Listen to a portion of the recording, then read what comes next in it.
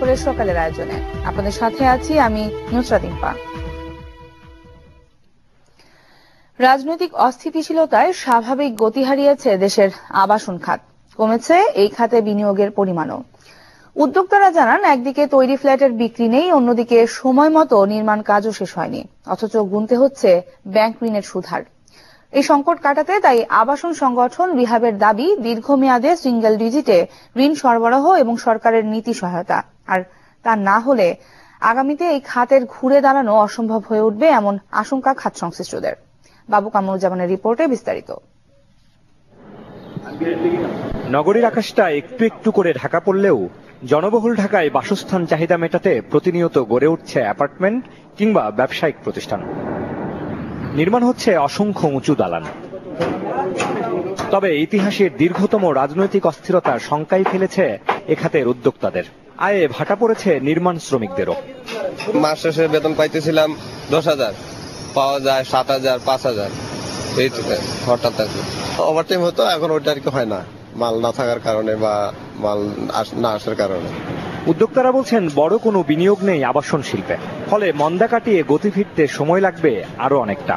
পৃথিবীর সব দেশে যেমন, আপনার বিশেষ করে আমেরিকায় যদি কেউ থাকে, সেখানে কিন্তু চট করে একটা গাড়ি বা বাড়ি ক্রয় করতে পারে, বিকজ সেখানে ঋণ পাওয়া যায় 40 থেকে 50 বছরের দীর্ঘমেয়াদী ঋণ এবং সিঙ্গেল ডিজিটে। সেই ধরনের প্রোগ্রাম যতক্ষণ পর্যন্ত আমাদের দেশে না হবে ততক্ষণ পর্যন্ত এই সেক্টর ঘুরে দাঁড়াবে না। লাস্ট যে 2 মান্থস গেল, এই 2 মাস আমরা খুব কষ্টকর অবস্থায় আমাদের দিন গেল। আমরা নতুন সেল যেটা আছে এটা তো কমে গেছেই, প্লাস আমরা যে ইনস্টলমেন্ট গুলো পাওয়ার কথা সেই ইনস্টলমেন্ট গুলো কিন্তু আমরা অন টাইম এখন পাচ্ছি না। প্রতি মাসে 1 থেকে 1.5 কোটি টাকা সেল আছে। 2 মাসে আমার 3 কোটি টাকা সেল হতো, কিন্তু এখানে 1 টাকাও আমার আসে নাই। 3 কোটি টাকা তো একবারে আসবে না, কিস্তিতে আসবে। কাটায় উঠতে আমাদের আরো সময় লাগবে। যত তাড়াতাড়ি আমরা পলিটিক্যাল ডিস্টার্বেন্স থেকে বেরিয়ে আসতে পারবো, তত তাড়াতাড়ি আমাদের ব্যবসার জন্য উন্নত এবং এই আমাদের সেক্টরের জন্য ভালো হবে। আবাসন সংগঠন রিহেবের হিসাবে 25,000 কোটি টাকা বিনিয়োগের বড়ই শিল্পে হরতাল অবরোধ চলাকালীন দৈনিক ক্ষতি হয়েছে 36 কোটি টাকা। এছাড়াও গত কয়েক বছরে কমেছে এ খাতে নতুন বিনিয়োগকারীও। রিহেব জানায়, 2010 সালে তাদের সদস্য হিসেবে নতুন যোগ হয় প্রায় 300 প্রতিষ্ঠান।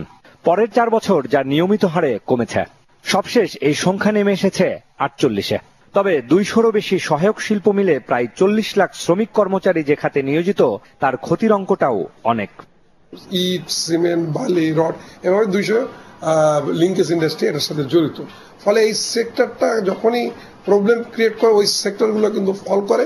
আমাদের 200 মতো মিল বন্ধ হয়ে গেছে ইতিমধ্যে। আর যে মিলগুলা চালু আছে সেই মিলগুলা মনে করেন যে তারা পুরো প্রোডাকশনে যেতে পারছে না, এমনি 50% প্রোডাকশনে চলে আসছে।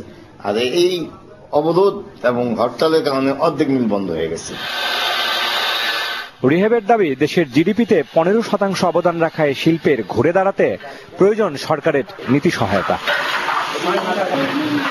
বাবু কামরুজ্জামান, চ্যানেল 24, ঢাকা।